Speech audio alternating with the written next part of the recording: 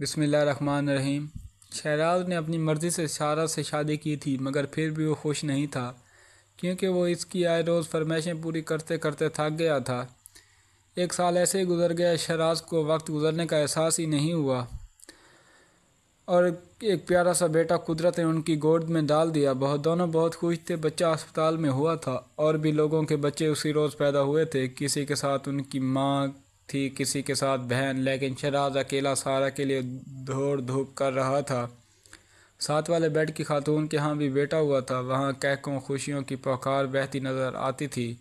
اس کی ساس اور ناز پر صدقے واری ہو رہی تھی، بچے کو پیار کیا جا رہا تھا، جبکہ سارہ کے پاس وہ اکیلا ہی کھڑا تھا۔ دونوں خاموش تھے، تاہم خوشی ان کے چہروں پر عیاں تھی۔ قدرت نے انہیں پہلے ہی سال اولاد نرینہ سے نوازا تھا۔ شہراز سوچوں میں گم سارہ کے لیے چائے بسکٹ لا رہا تھا کہ ساتھ والے بیڈ کے بچے کی دادی گویا ہوئی، مبارک ہو بیٹا، اللہ تعالیٰ نے تمہیں اولاد نرینہ بخشی ہے۔ بچے کے دادا دادی کدھر ہے، نظر نہیں آئے۔ جی وہ میرے والد صاحب کا تو عرصہ ہوا دنیا سے جا چکے۔ اور والدہ، کیا وہ بھی؟ بوڑھی عورت نے کہا تو شہراز کو ایک جھٹکا سا لگا۔ نہیں جی، وہ اس دنیا میں ہے، اور ابھی اطلاع کرتا ہوں، اتنی بڑی خوشی کی خبر تم نے ابھی تک اپنی ماں کو نہیں بتائی؟ حیرت ہے، اس نے کہا، اور اپنے پوتے کو پیار کرنے لگی۔ شہراز کے ذہن میں آندیاں چلنے لگی تھی۔ امی کو ضرور فون کرنا چاہتا تھا، مگر ان کا نمبر سارہ نے ڈیلیٹ کر دیا تھا۔ اب کیا کروں؟ کچھ دیر سوچا اور اپنی موٹر سائیکل نکالنے لگا۔ گھر کا دروازہ کھلا تھا۔ امی نے ایک چارپائی پر لیٹی تسبیح پڑھ رہی تھی۔ ان کی آنکھیں بند تھیں۔ شہراز کے آنے کی انہیں کوئی خبر نہیں ہوئی۔ وہ اپنے دھیان میں تسبیح پڑھے جا رہی تھی۔ شہراز نادم کھڑا تھا۔ کافی دیر بعد اپنے آپ کو ان سے باتیں کرنے کے لیے تیار کر رہا تھا، مگر آخر بات کہاں سے شروع کرے؟ اس نے امی کے ساتھ کچھ اچھا بھی تو نہیں کیا تھا۔ باپ کی وفات کے وقت اس کی عمر صرف 3 سال تھی، مگر امی نے باپ بن کر اس کی پرورش کی، اور اس نے سارہ کے کہنے میں آ کر اپنی ماں کو چھوڑ دیا۔ اس ماں کو جس ماں کا اس دنیا میں اس کے سوا کوئی نہیں تھا۔ ندامت سے اس کے آنسو ٹپک رہے تھے۔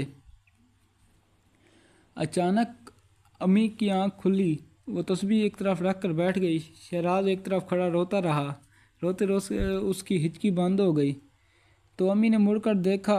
اس کی نظر پڑتے ہی وہ بولی، شہراز میرے بیٹے، رو کیوں رہے ہو؟ انہوں نے اس کے قریب آ کر آنسو صاف کرتے ہوئے کہا، امی وہ ماں کے سینے لگ کر لڑکیوں کی طرح رو رہا تھا۔ اپنی 23 سال زندگی میں اتنا نہ رویا جتنا آج چھلک پڑا تھا۔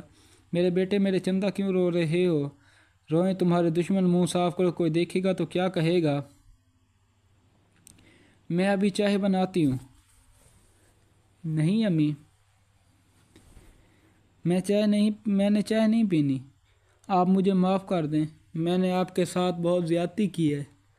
آپ چلیں، میں آپ کو آپ کے پوتے سے ملواتا ہوں۔ ماں نے منہ دوسری طرف کرتے ہوئے کہا، بیٹا سارہ مجھے میرے پوتے سے ملنے دے گی؟ کیسی باتیں کر رہے ہو امی؟ اب وہی ہوگا جو میں چاہوں گا۔